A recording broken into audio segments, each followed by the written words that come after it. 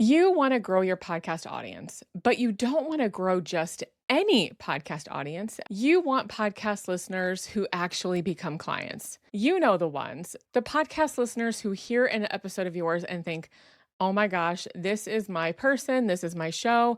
I cannot wait to work with this person. And the fastest way to do that, the fastest way to grow your podcast with the audience that you already have is sitting right in front of you, and it takes less than 5 minutes to do. It's the very first thing that a potential listener sees before they ever hit play. And this is going to tell you immediately whether your show is set up to attract future clients or people who would never even buy from you in the first place. Let me walk you through it. Before anybody hears a single episode of yours, they see two things. They see your podcast cover art and they see the name of your podcast. And bonus, if they click into your show, they also will see the author field. Think of it like a storefront on a busy street. If the sign outside is super confusing and the window display doesn't speak to you, you're going to walk right past. You're not even going to go inside. And it doesn't matter how amazing the products are inside the store because nobody sees them, because you didn't have a chance to see them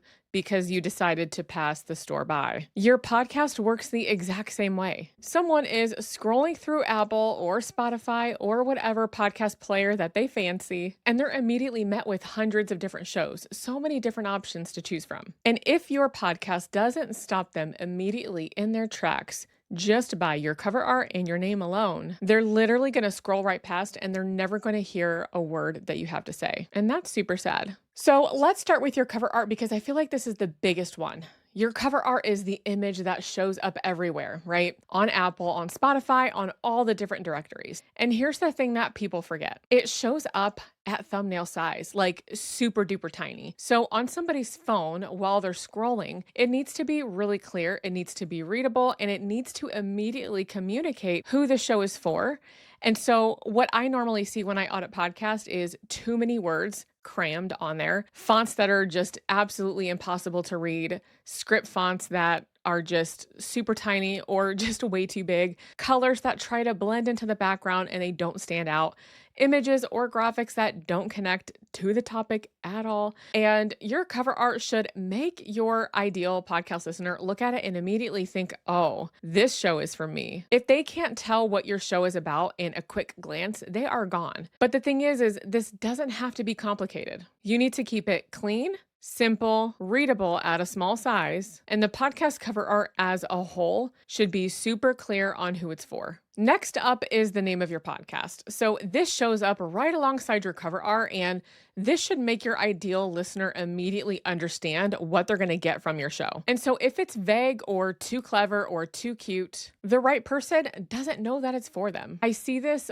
all the time. Podcast names that make total and complete sense to the podcast host, but it means absolutely nothing to a stranger who is scrolling through and trying to find their next podcast to listen to. Because your ideal client, they don't know you yet. So they are seeing you for the first time. This is their first impression of you. And if your podcast name does not clearly communicate who the show is for, and that it will help you with this specific outcome or transformation, that person is going to move on. Now, I'm not telling you that you need to go ahead and overhaul and change your entire podcast name. That is not what I'm saying. But I do want to make you aware of it because you do need to know if your podcast name is working for you or not. And if you're realizing that your podcast name might not be doing its job, I actually built a free tool for this. It's called NameWave. You answer a few quick questions about who you serve, what you do, and it will generate you personalized strategic podcast name options for you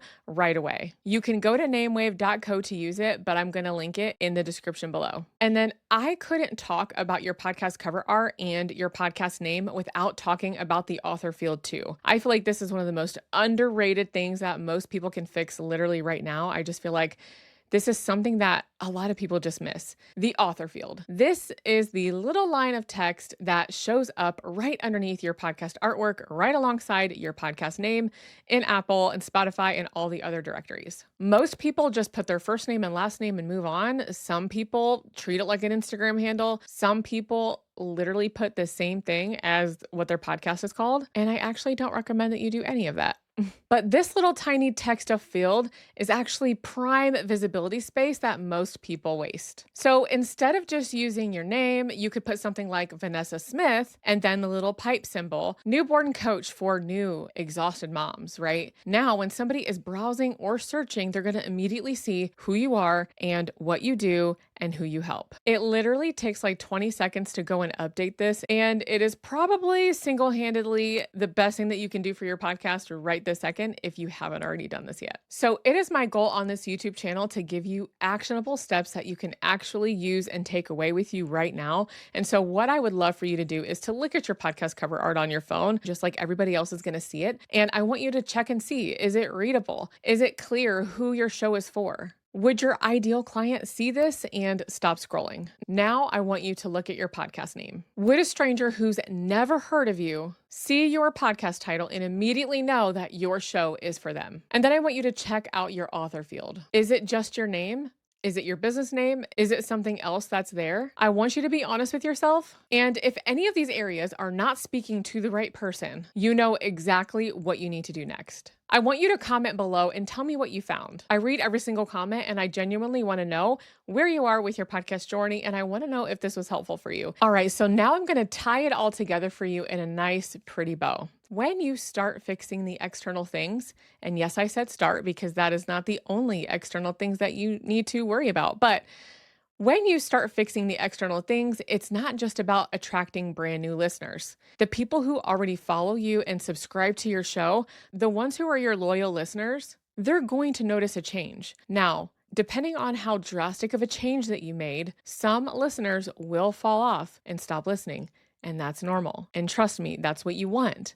You don't want people listening to your podcast who are never going to A, buy from you, or B, want the essence of your transformation. And so the people who already follow your show and know about your show, they're going to see your updated artwork and your updated name, and they're going to see that pretty shiny author field, and they're going to notice. It's going to signal that your show is active, professional, and evolving. As every podcast should. My show has evolved so much over the past 4 years. It's also going to re-engage the people who might have stopped listening. And it's going to make your existing audience more likely to listen to your podcast and also share about your podcast because now it's clear on what your podcast is about and who it's for. So that's what I mean by growing with the audience that you already have, because you're not just starting from zero. You're optimizing what's already there. And guess what? New listeners, they will still find you. They will be attracted naturally. So it's honestly just a win-win all around. These are some of the very first things that I look for in every single podcast audit. And if you want to know exactly where your podcast is losing clients and you want to fix it with me, come and work on this with me at my upcoming workshop, Podcast to Clients Live. That's where we do the deep work and we implement together in real time. I'm going to drop that link below too. So we've looked at the front door, we've looked at your cover art, your show title, and your author field.